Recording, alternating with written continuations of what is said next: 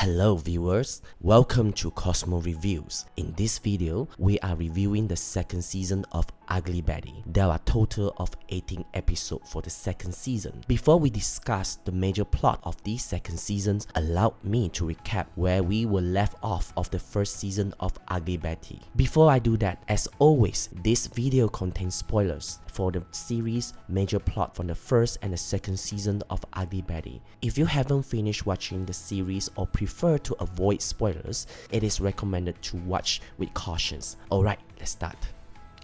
Last season of Ugly Betty, where Betty left us with a complicated love life with Henry, while Henry was still in a committed relationship with Charlie.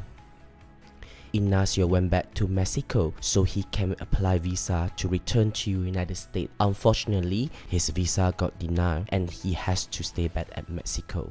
Charlie came to Betty and announced she is pregnant with Henry's child. When Henry learns the truth, he decides to go back to Tucson with Charlie. Later, Betty found out that Charlie had an affair and presumed the baby isn't Henry's.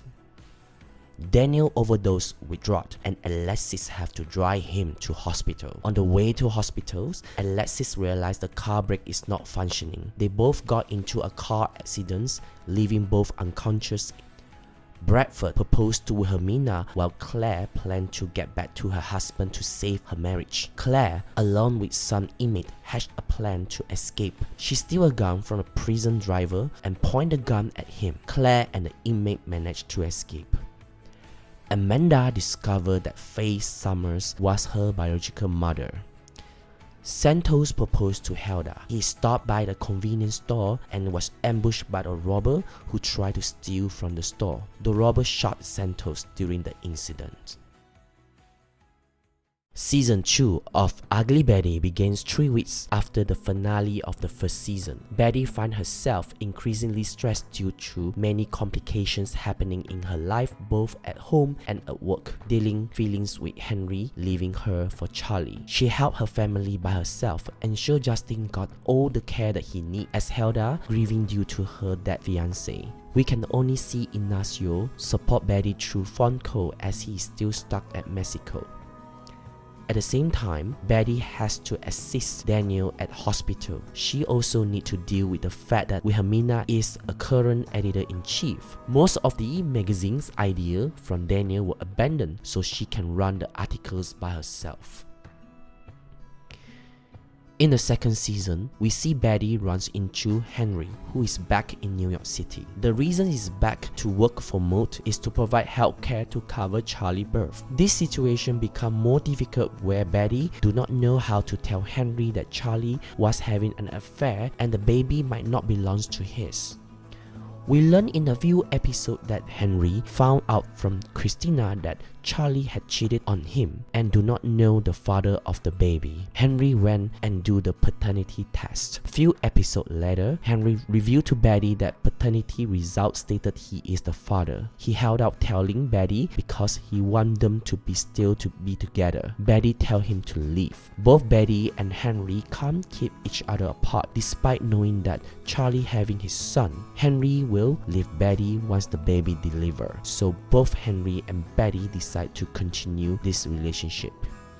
Okay, chicken and cheese special on the baguette. No chicken, no cheese, no baguette. I just sold her a plate of lettuce for $7. Yes, but that's her breakfast, lunch, and dinner, so really it's a bargain. In this season, Betty meets with a new guy who works at a sandwich cart named Gio, who gets fired after Betty complains to Daniel that he refused to add more than 3 sun-dried tomatoes in her sandwich. Betty, feeling guilty after causing Gio losing his job, he asked to pay Gio to help her to pick up Daniel's wheelchair in his van, and that is the beginning of their friendship. One of the episodes where Betty has her birthday date planned, but as she arrived to Henry's place, only to have the door be opened by Henry's very pregnant ex, Charlie. Turned out she is in the town for a parenting seminar that had a last-minute opening on the same week of Betty's birthday.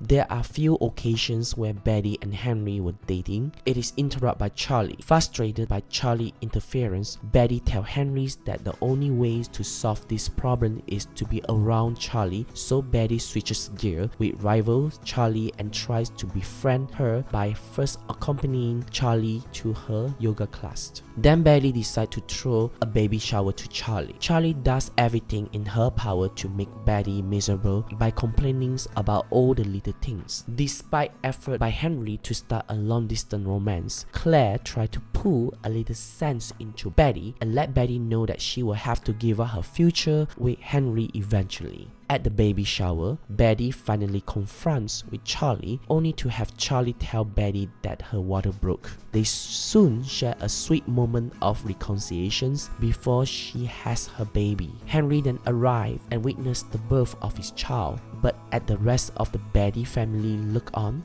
Betty soon realizes that she can't keep a long-distance relationship with Henry while he has a child.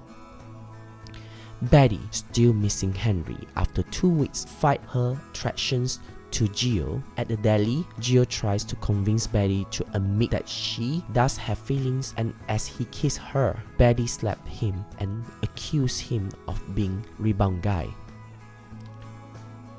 As the evening goes by, Gio shows Betty how to open up herself and hopefully convince her that she can move on. While it may have worked wonders, it wasn't enough to convince Betty that she had a feeling for Gio, even as he asked her to dance, for which she would turn him down. As Gio followed Betty to the lobby, he cheered her up by daring her to take Good Citizen Award out of the trophy case. Unfortunately, the trophy case crashes, and the outcome of the school principal, who Betty learns still worked there as he was her principal during her middle school year. As the night winds down, Betty and Gio along with Justin return to Swallow's residence. However, as Gio thanked Betty for a great evening, Gio told her that he didn't want to be the rebound guy, he wanted to be the guy, and he walked away, leaving Betty confused. During lunch, Gio tricked Betty into practicing. Gio made Betty an incredible romance offer, which is a trip to Rome, of which Betty accepts. Ironically, out of nowhere, Henry pops back into her life with a proposal of his own, a wedding proposal, and an offer to go to Tucson to work at a magazine.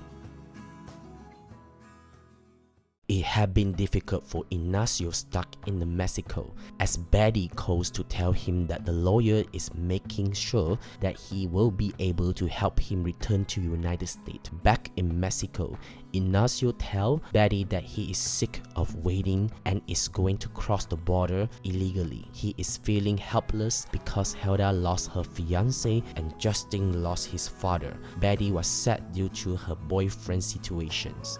There was an incident where Betty and Christina break into Wilhelmina's apartment. Unexpectedly, they caught Wilhelmina having an affair with her bodyguard while she is engaging with Bradford. Betty left behind her earrings and caused Wilhelmina attention. Wilhelmina summoned Betty to the rooftop of moat and tries to buy Betty's silence by having her father, the senator, to get Ignacio his citizenship.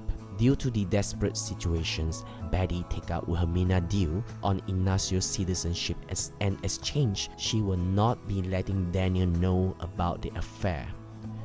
Before Ignacio can leave Mexico, we see a young man pointing a gun to his head. What is the story behind all of this?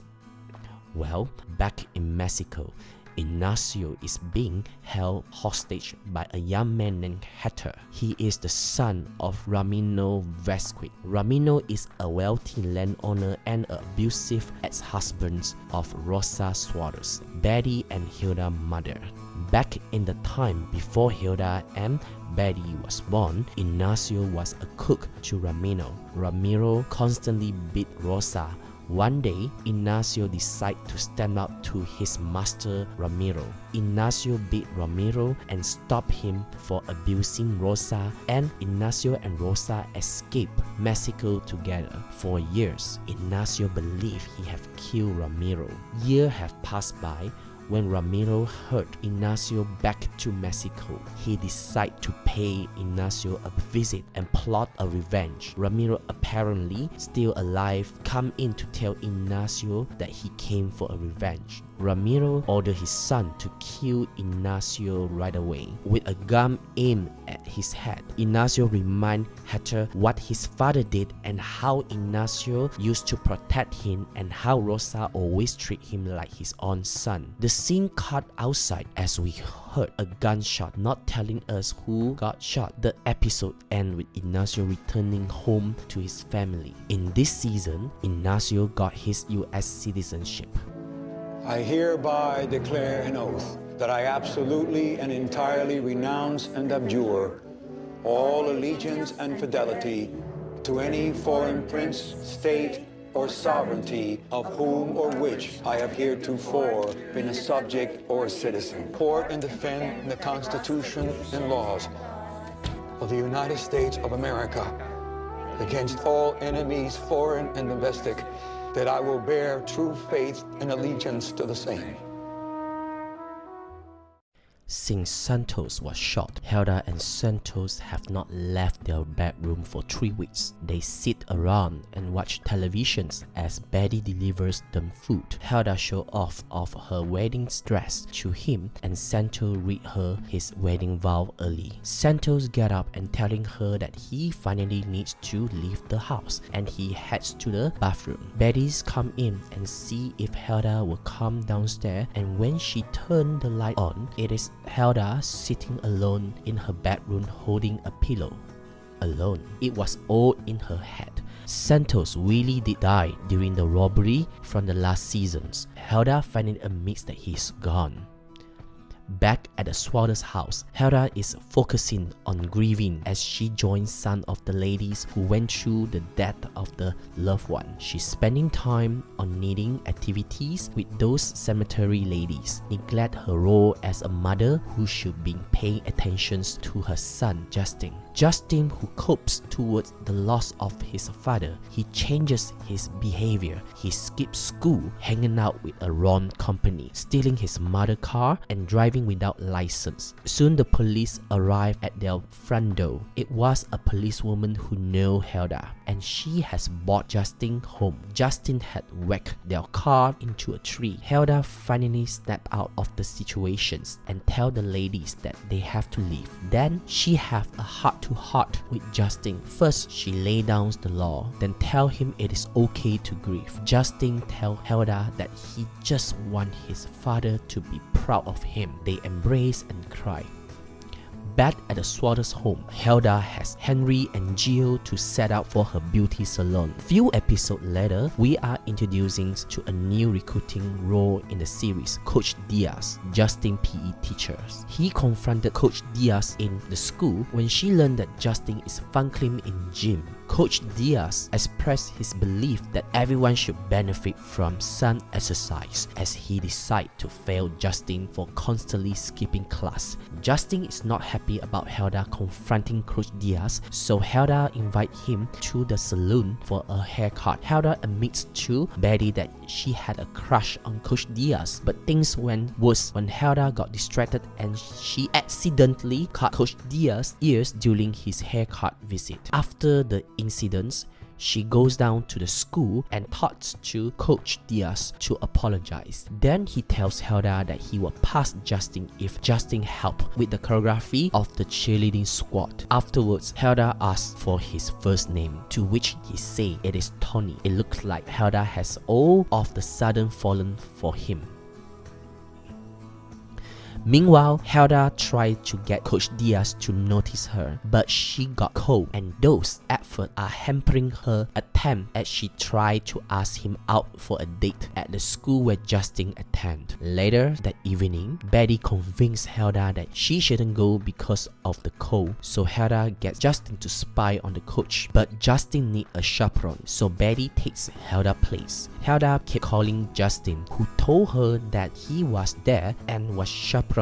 Justin would later go up to the coach and tell him that Hilda liked him. Hours later, Tony showed up at Swatters to see Hilda and two agree to a date.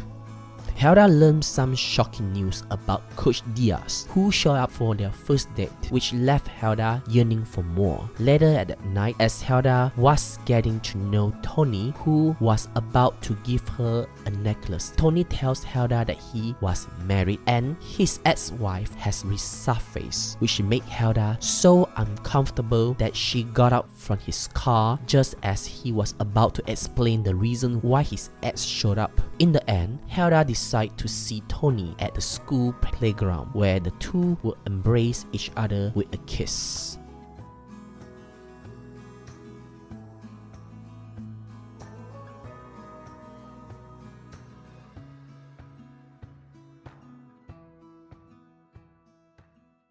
With Daniel and Alexis out of the pictures, Wilhelmina is taking a full advantage of being editor-in-chief by completely running for the magazine. Wilhelmina hired a new bodyguard named Dwayne after she was attacked by Claire the previous week. While she was engaging with Bradford, she having an affair with Dwayne. As a big day approaches, Daniel dropped by Wilhelmina to deliver the fact that he will not be attending the ceremony. While he was there, he heard the water running and asked who is in there, only to have Wilhelmina try to cover the fact up. He then sees Dwayne and suspects she has slept with him. Daniel tells his father about Wilhelmina's affair, only to the disappointments to have Bradford not believe the story. As Bradford walks away, Daniel noticed his father's looking reddish. As he returned to the altar, just as Wilhelmina say "I do," Bradford looked directly at Dwayne, only to start sweating, collapse on the floor, and has a heart attack as the room is in absolute chaos. With Wilhelmina screaming and pounding on Bradford's chest, Daniel rushes to perform CPR on his father. Betty watches the tragedy event unfold on the big screen at the Times Square. In the hospital, Bradford expressed to Betty the only woman that who truly loved him will be Claire Mead. Betty then asked Bradford if he wanted to tell this to Claire. Betty then called Claire. Claire came into the hospital ward to visit her dying husband. After Claire's visitations, police came in, arrest Claire. Bradford told Betty that she need to look after Daniel. Daniel need her guidance. Bradford expressed the main reason why he hires her because her integrity, and he have faith that Betty is the person can strengthen Daniel's path. Without her, Daniel will be lost. After conversations with Betty, Bradford passed away, leaving Wilhelmina into a limbo stage. Wilhelmina later appears in the morgue and make a proposition to a young daughter who is attending to Bradford's body. As we find out in the later episode, Wilhelmina took some of the Bradford sperms and planned to give birth to a baby so that she can get into the stake in the company. At the Bradford cemetery, Claire trips Wilhelmina, causing her to fall into Bradford's empty grave. Wilhelmina is fired by anonymous decisions of Claire, Daniel, and Alexis. Fueled by her terminations from the company, Wilhelmina returns to the office at Moog to remove her belongings. But before she goes, she deploys a computer virus called Medusa X, featuring a modified similar to a Versace's logo, but with Wilhelmina head replacing Medusa, that remove all files pertaining to the upcoming issue.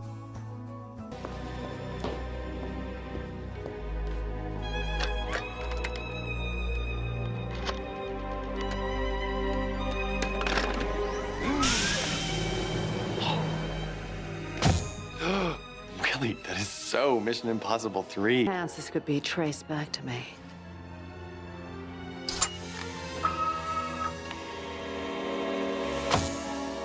What is that? Something the Pentagon cooked up.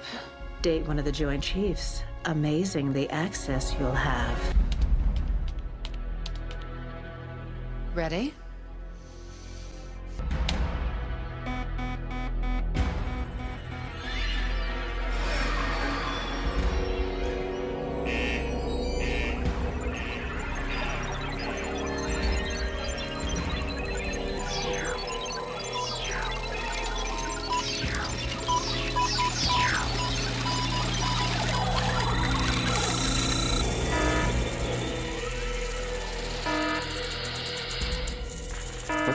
Oh no.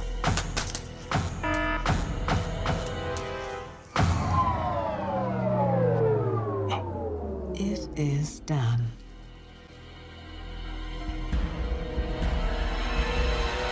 Daniel and Betty leads to the effort to resurrect the issue with an all-night work sessions. But before they can start on the emergency issue, Wilhelmina and Maud interrupt these work sessions to announce their new magazines Slater and recruit many more staff.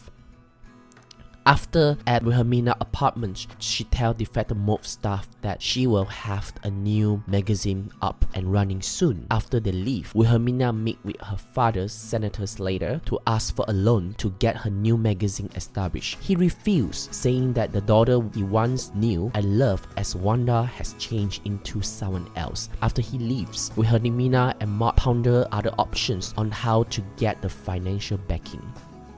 Wilhelmina tells Maud there will be no Slater, so they turn to Plan B, which removed from the refrigerator and show to Maud the sperm she recovered from the body of the Bradford meat, which she plans to give birth to an heir and get her stake in the company and become a part of the meat family. There was an issue with this plan when Wilhelmina's daughter tells her that she can't carry a child because she has a hostile womb and she will have to find a surrogate. So Wilhelmina gets an idea to offer Christina the money if he will carry the baby for 9 months. Christina is left no choice but to give in to Wilhelmina's scheme request. Christina finally learns the father of the baby she is caring for Wilhelmina during the medical checkup. She runs away to her apartment where her husband Stuart was staying after she sees the name of the father, which is Bradford Mead, on a sonogram at the doctor's office. While she was there, Stuart tells Christina that she has Wilhelmina in a weak spot and should bargain her for the baby. When Stuart calls Wilhelmina over, Christina runs away to Betty's place for advice, saying that there is a baby to think about. But eventually Christina returns to Wilhelmina, saying that she will have the baby if Wilhelmina promises to care and love for the baby and give it everything it deserves.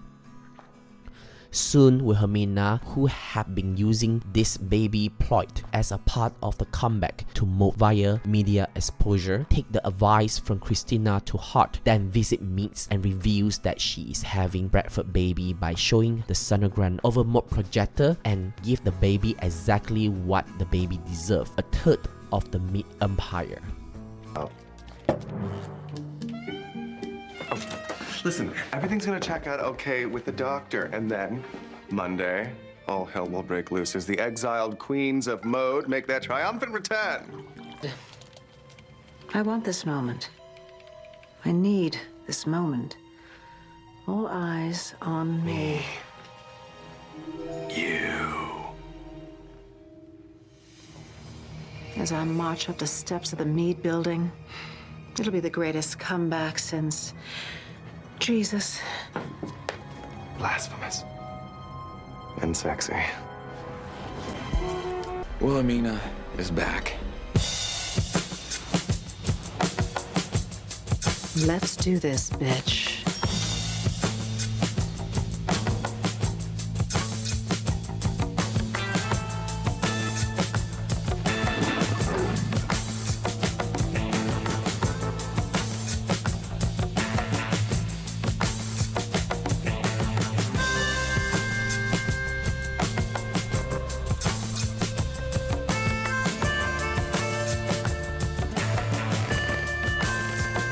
She tries anything. Call security. I can take her. What? I can. Whatever happens, I'm right here.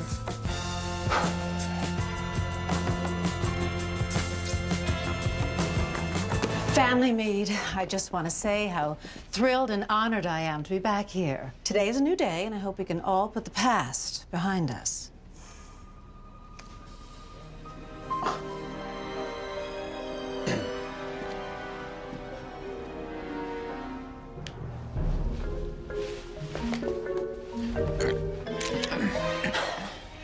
Wonderful seeing you all.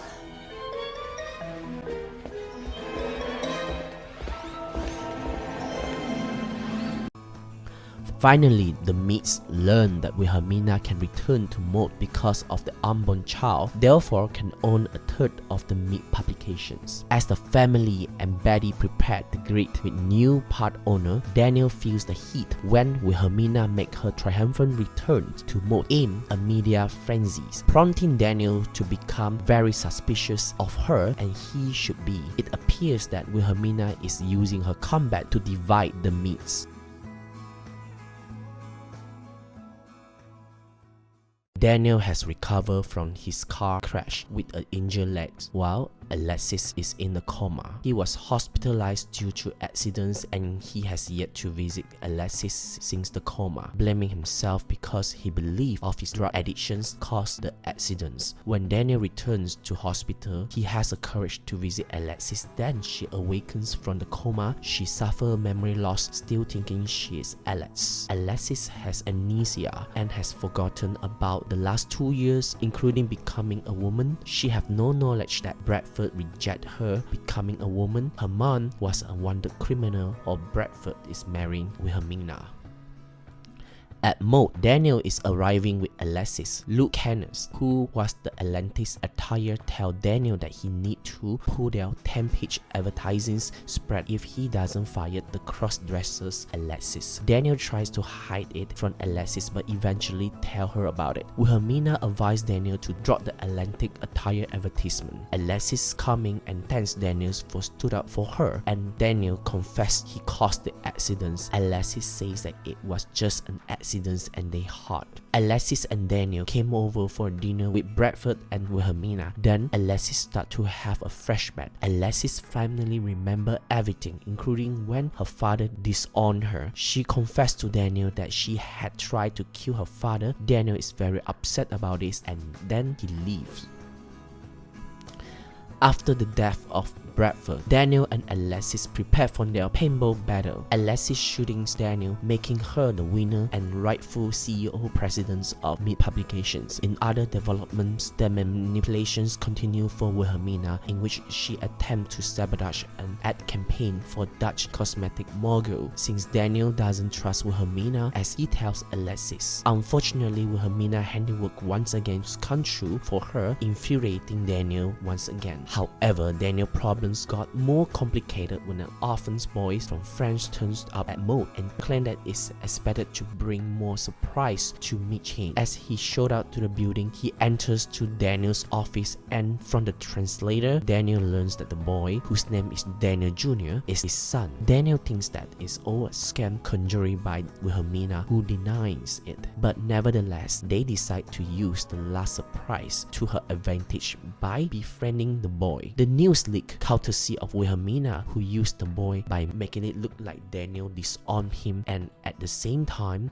succeed in sabotaging the affirmation campaign. Daniel caves in pressure from Claire and Alexis, who remind her brother about the time in Paris that they went there to meet the boy's mother at a party, and agrees that to take care of the boy until the DNA came back. This would be the turning point in which Alexis decided it is time for Daniel to take a leave of absence. Wilhelmina later would use this opportunity to manipulate Alexis into convincing her that she should take over the editor-in-chief at Maud by reminding Alexis of how she helped her become the Mead CEO back when they were plotting against Daniel and Bradford. Thanks to Wilhelmina's advice, Alexis thinks that Daniel should be reassigned to another positions at the company.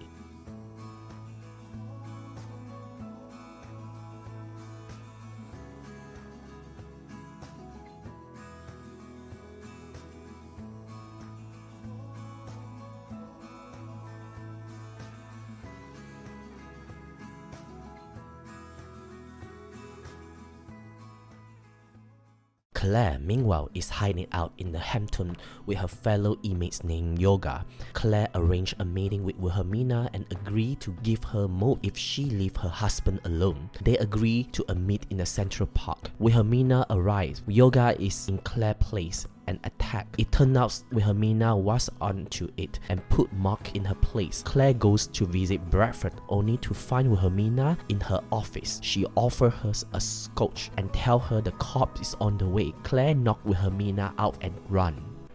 Oh, Listen to me go on and on. I'm so rude. Sit down. You're the guest. Let me fix you a drink.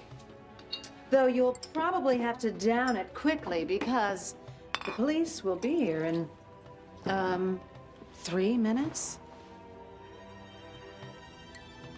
I only need one.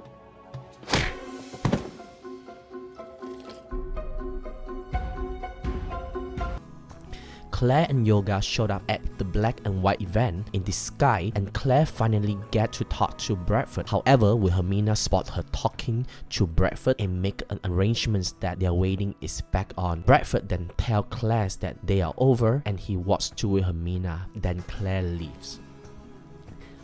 Back on the Long Island, Claire is going through her friend's mail and sees an invitation to Bradford's wedding. Later, she is gone, and Yoga notices one of the display rifle is missing from the rack, leading Yoga to suspect that she is going to shoot Wilhelmina at the Mead mansions. Outside, Claire is aiming a rifle into the window at Wilhelmina, who gets all the Meads together to take their holiday photo. As Yoga finally reaches her to stop this, Claire decides not to shoot Wilhelmina and realize that Wilhelmina has brought her family back together. Everything is okay now. She tells Yoga that she wants to go to Italy now. When Betty gets home, she finds Claire and Yoga hiding in her living room, waiting for her. Claire tells Betty that she plans to leave the country for Italy that very night. But before she goes, she has to know that in the event that Bradford died, he has not changed his will to leave the company to Wilhelmina. Claire gives Betty the locations of the will and the combination of the safe in which it is contained. Betty then decides to go along with Claire's plan so that she can try to make amends for having kept Wilhelmina's affair with Duane to Daniel. After Betty leaves, Ignacio hears noises coming from Betty's room and he discovers Claire and Yoga. Yoga pretending to be a cable repairman, a gimmick that Claire finds it lame. Soon later, they are also discovered by Hilda, who gives Claire a makeover to help her look more like a Latina on the passport that she intends to use. After Claire sees Justin coming from the living room, Claire decides that she can't live without seeing her family one last time. So Ignacio agreed to help to get Claire into the hospital and get to Daniel. Claire also tells Yoga that if she doesn't return, Yoga is to live without her. Claire also tells Daniel that the reason why Betty hasn't told him sooner about Wilhelmina's affair, which was to get Ignacio back into United States. Betty then called Claire's cell phone so that the Bradford and Claire can be reunited. As Claire answered the phone, she tells her children that will not give up her plan to flee to Italy so she can walk out of the elevator and reveal her identity to the reporters and photographer in the hallway as she enters Bradford's room. The two talk and finally reconcile for what would be their last time together. Afterward, police came into hospital and arrested Claire and dragged her away. She was charged for murdering Faye Summer. After Bradford had passed away on the following day at the burial of Bradford at the cemetery, Claire is allowed to attend and she arrives wearing an orange prison jumpsuit.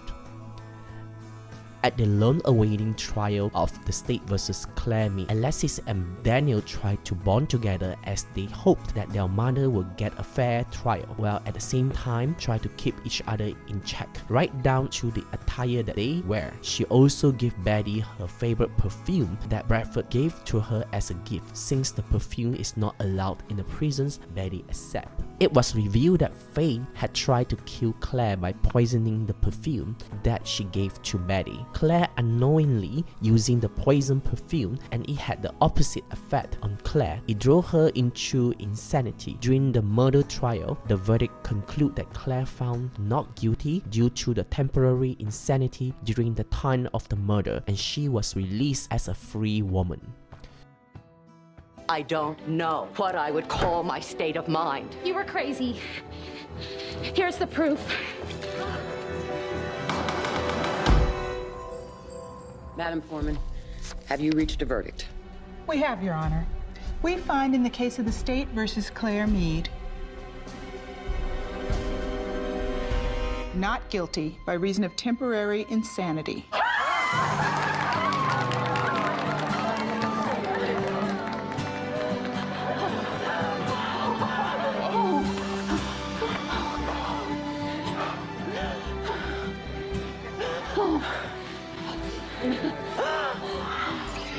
I am out of here. Oh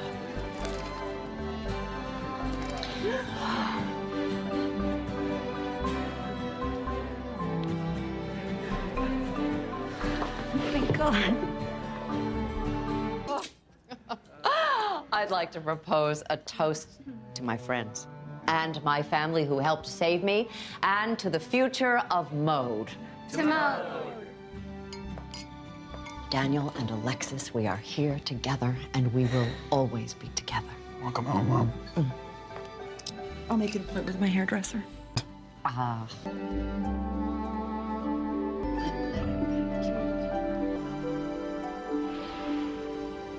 Sooner or later, Claire wanted to create a magazine that would celebrate the beauty and the wisdom of the older woman. When she pitched the ideas, it was turned down by her daughter, CEO of Meat Publications, Alexis Meat, due to concerns that the budget of the magazine's launch. So Alexis tells her mother that she will not cut off the funding. Claire then launches Hot Fresh magazines, as she has outsourced former ex-cons to help finance the magazines. They discuss their magazine's idea and content of the magazine. Hot Fresh was a positive force in the life of the older woman. It helped them to feel more confident and beautiful. It will also help to change Claire's decisions to start Hot Fresh was a significant one. It helped to make the fashion industry more inclusive and more representative of the world that they are living.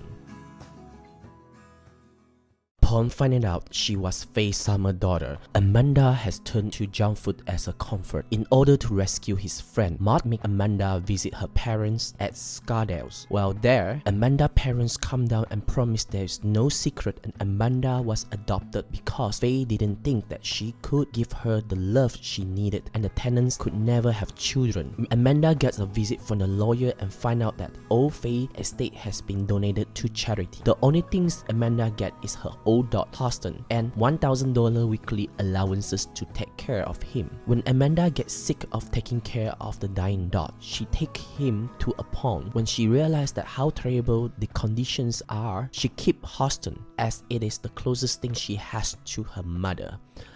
Amanda, while looking through old magazines, discover Faye's assistants. Wanda is actually Wilhelmina when she was working under Faye before transformed to a fabulous Wilhelmina. When Amanda swears she would never tell anyone about Wanda, Wilhelmina tells her about April 26, 1981 at Studio 54 when Amanda was conceived. Wilhelmina gives her the guest list and tells her she didn't know who Amanda's father is, and the man who Faye cuddled with have a Tweety bird tattoo on his butt.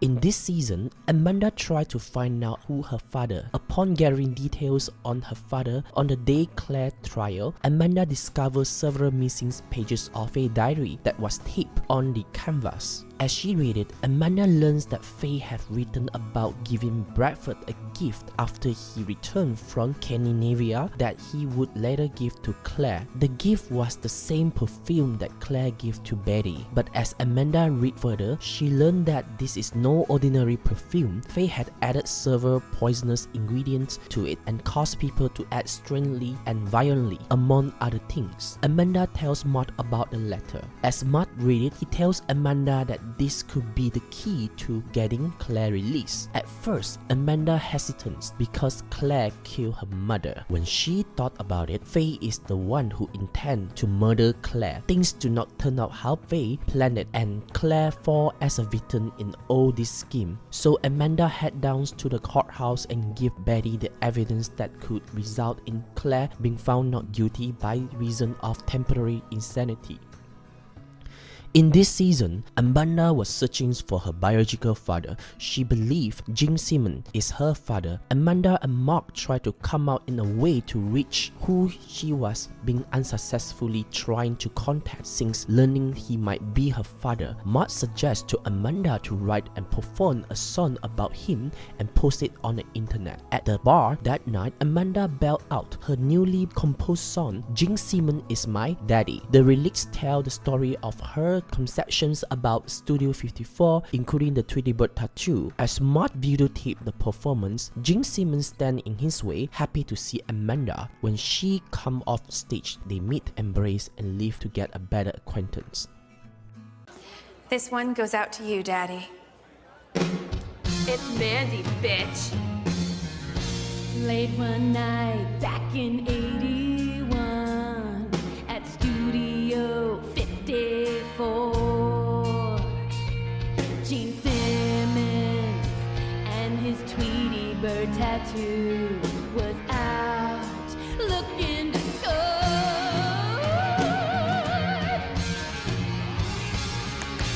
Excuse me, ma'am, you're in my way. Do you mind? She's singing about me. No, she's singing about Gene Simmons.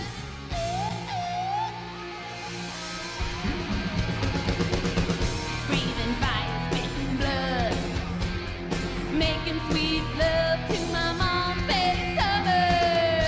Breathing fire, spitting blood, making sweet love to my mom, baby summer. That's why Gene Simmons is my daddy. Gene Simmons is my daddy. Gene is in my jeans because he got in my mama's jeans. That's why Gene Simmons is my daddy.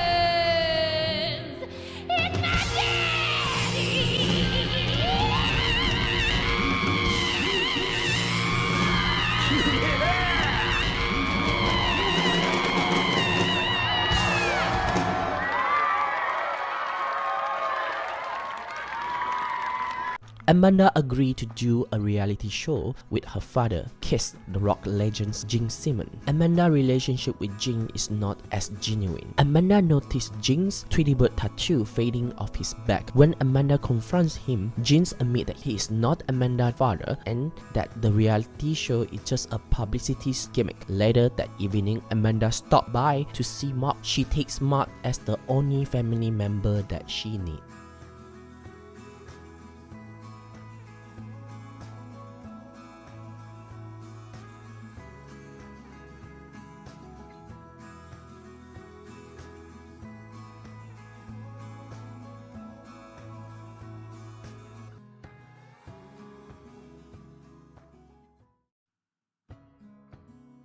As the episode ends, Daniel packs up his stuff and he vacates the office while he and Daniel Jr. watches Wilhelmina celebrate with the Mode staff, with Claire looking at Alexis with distrust.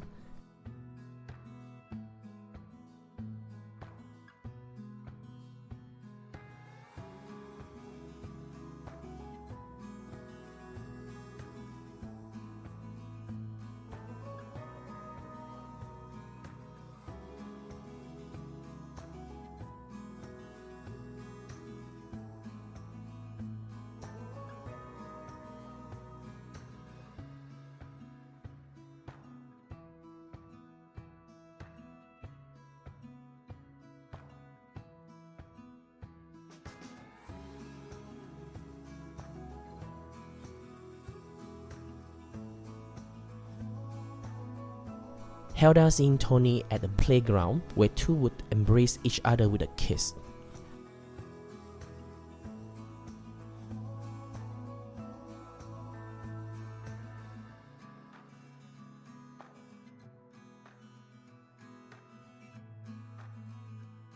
Betty packing up her bags as she prepared to leave for the airport destinations is unknown. Although her luggage displayed various landmarks in Rome, and when hugging Ignacio's goodbye, Henry's ring was not seen on her finger, stubbornly hinting she might not either go in with Gio or choose to go in a different directions, since she didn't give any guys her real answer. As the final moment in the scenes have Betty closing the door at her home, followed by the neighborhood background zooming away from Queens to show that the New York City with a plane flying off into the sunset.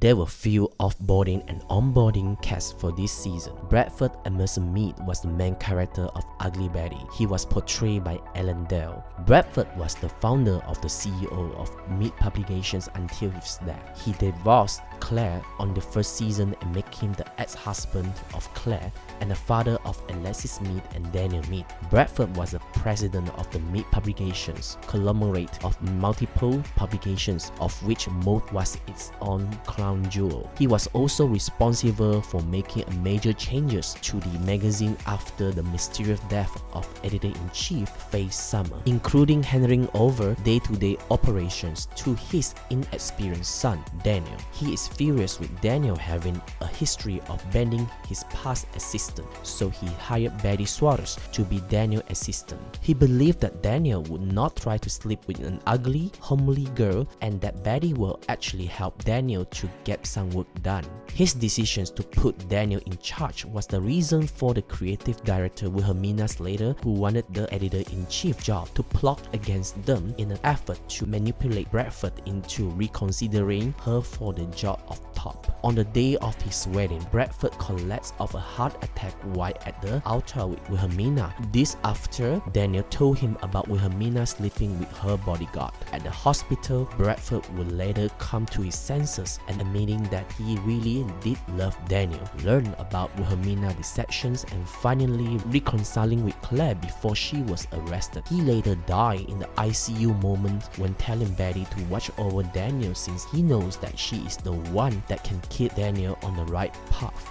Unfortunately, Bradford passing also opens up a new scheme for Wilhelmina. When she went to the morgue to see the body, she bribed a nurse who is about to do a preservation of Bradford's body into acquiring his sperm so that she can use it for the impregnations. In the Give It Up the Ghost episodes, Bradford returns as a manifestation of Betty's guilt for not being there for Daniel, guilting Betty in her actions throughout the episode to save Maud. At the end of the episode, when the lack of the magazine's cover issue is resolved, Bradford leaves Betty realizing that she will now be there for Daniel. Having taken back her job at magazine, Bradford comfortably disappears into the white light and presumably his soul is now at the peace. He also appeared in the video message for Alexis and Daniel in Banana for Betty's episode, recorded weeks after his death.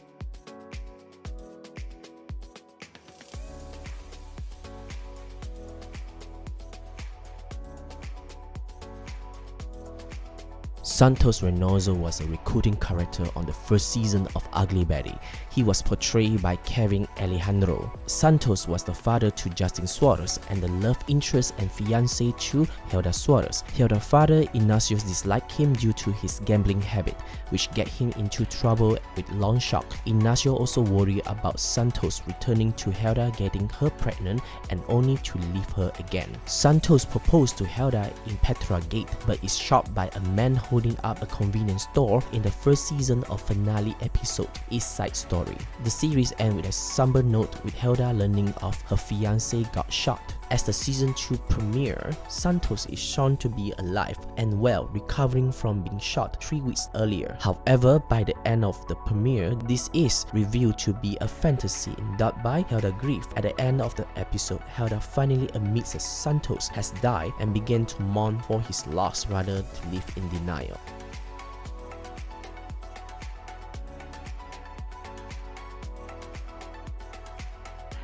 Renee later is a recruiting role portrayed by Gabrielle Union. Renee seems normal like anyone else, but it's revealed that at some point in her college year, she developed a mental illness that affected her feeling greatly. When she became involved with a college professor, Greg Larson, it affected her so much that she instantly believed him to be cheating on her with his secretary. She sought out to destroy her competitions and attempt to kill his secretary by arson. However, Renee's plan backfired and her boyfriend Gray Larson was killed in a fire instead. Her father, a US senator, covered up the incident in order to preserve a family reputation, but he had her involuntarily committed to psychiatric hospitals where she would undergo 6 years of intensive therapy and be put on medications regimens in order to keep her moods under control. After being discharged from the psychiatric hospitals, Renee hooked up with Daniel one night at the bar. They spend the night together and Daniel wakes up at Renee's apartments, not yet knowing it was actually Wilhelmina's apartments they were staying. Thinking that Renee was in the shower, he goes to surprise her only to get a big shock to see Wilhelmina inside. Both are shocked and unsound to see one another in her place. Wilhelmina is more than unhappy about the relationship. When Daniel confronts Renee about her lack of honesty, she revealed that her initially got involved with Daniel just to annoy Wilhelmina. But she and Daniel start to have a real feelings for each other and they consider pursuing a relationship. Wilhelmina didn't want anyone to start out in the way of her ambitions, not even her own sister, so he had Mark switch out Renee mood stabilizing medications, causing her to have a breakdown and almost result in Betty being killed in a fire that Renee started. However, after a calm and desperate talk, Betty convinced her to calm down and see that Betty didn't want Daniel and that he cared deeply about her. Daniel, Wilhelmina, and Mark rushed to Daniel's apartments, desperate to stop Renee from killing Betty. Upon arriving, they see Betty has started to get a fire under control by using a fire extinguishers. Renee apologized to Daniel for her elastic behavior, believing that her medications is not working. It remains unknown that Renee had stopped taking her medications due to Wilhelmina and Mark switching her pills out of the fat blockers. Wilhelmina has Renee readmit to the psychiatric hospital and restart treatment.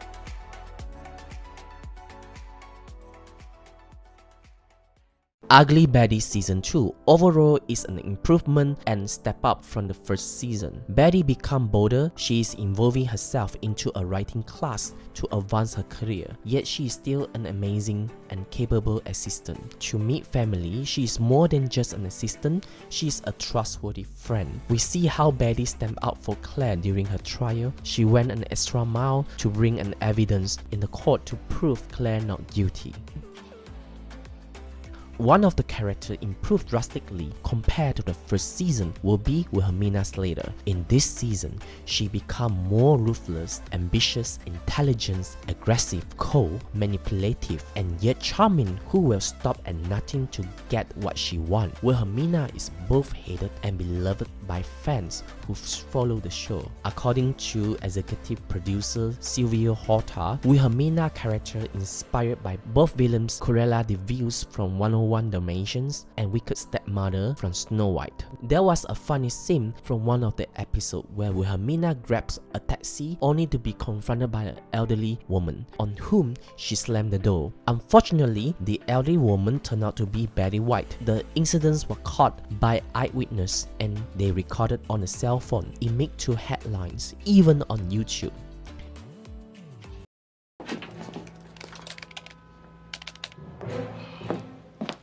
What in the world? Oh God, this thing has had 50,000 hits in the last hour. Some queens even remixed it to a dance song. Wilhelmina Slater, I don't get wet. I don't get wet. Wilhelmina Slater, I don't get wet. You're wearing plastic. Wilhelmina Slater, I don't get wet. Oh, this is bad, Willie. Really bad. The following days, Wilhelmina get a surprise phone call from Betty White and two agree to meet at the hospital and to call a truce. Unfortunately, the truce broadcast live on TV turned out to be a setup. As the camera started to rolling, Betty White pretended to shake Wilhelmina's hand only to pull it away and blaming her for trying to hurt her sound hand. Wilhelmina cannot believe this, but Betty White was adamant in her story. Also, in this season, we are introduced by a number of the guest stars. We have Vera Wang, Victoria Beckham, Betty White, Jean Simmons, Christian Siriano, Lina Gracia, Larry King, Naomi Campbell, Roberta Myers, and Joey Z. Singer Mika contributed a track to the show. The song Big Girl, You Are Beautiful, a top 10 singer in the UK, was used to the promotional theme for the second season, but with the outro lyrics Hey Betty, You Are Beautiful in the song chorus, along with a music video featuring the cast. This was a second time a Mika song has been featured on Ugly Betty, with a remix of Grace Kelly having already featured in Punch Out. Ugly Betty also won Best TV Series, Music or Comedy Golden Globes Award in 2007. At the same night, America Ferrara won the Best Actress TV Series, Musical or Comedy Golden Globes of 2007. And the Golden Globe goes to America Ferrara, Ugly Betty.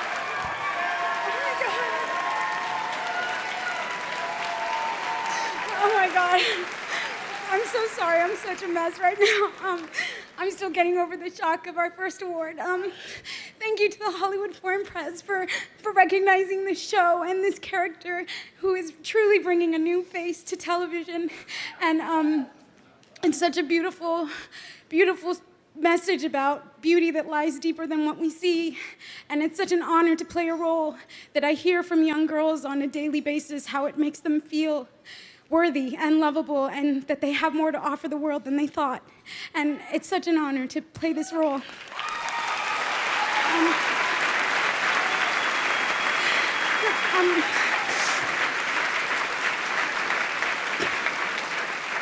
I have to say thank you to my mom. Everything that I've ever accomplished in this life has been due to the strength and the intelligence and the will that you gave me, Mommy. Thank you. I love you. To my sisters and my brother who are watching, thank you for keeping my feet on the ground. I love you too. To Ryan, for your love and your friendship, thank you. To Jody Peikoff, John Rubenstein, Elise Shears, Carrie Bilick, thank you for all the love that you've given to me through your hard work. And to Stephen McPherson and everyone at ABC, Mark Pedowitz and everyone at Touchstone, Ben Silverman and Terry Weinberg at Reveille, Selma Hayek and Pepe Tamez, for all the faith that you put in me. Thank you so much. To all the writers, to Silvio Horta, the producer, the creator of the show, you're amazing. Thank you for giving me this opportunity. Marco Panetti and all the writers, I think I said that. Jim Heyman and all the directors, to the best crew that anyone could ask for, and to the most amazing cast and friends that I could have ever imagined. Thank you so much. Thank you.